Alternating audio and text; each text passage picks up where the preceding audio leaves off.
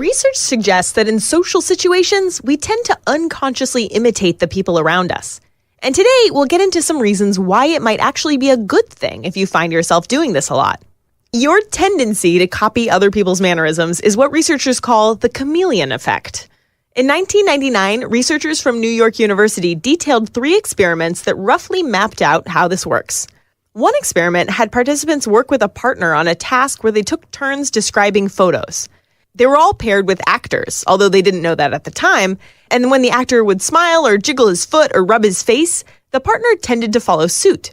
In exit interviews, though, most participants said they hadn't even noticed their partner's mannerisms, so it seemed to be an unconscious tendency.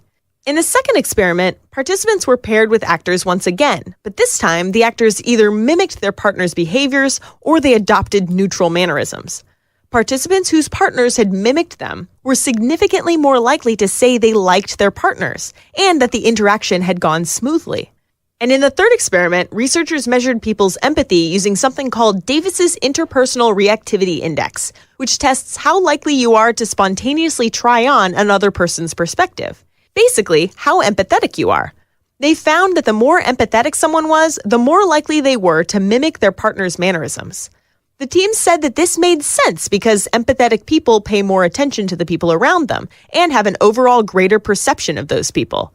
Now, as for why the chameleon effect exists, researchers argue the mechanism behind all of this is a thing called the perception-behavior link. That's the phenomenon where you're more likely to do something just because you see someone else doing it.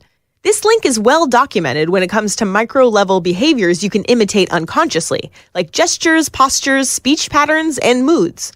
In other words, it's not just yawning that's contagious. It's pretty much every move we make in front of another person.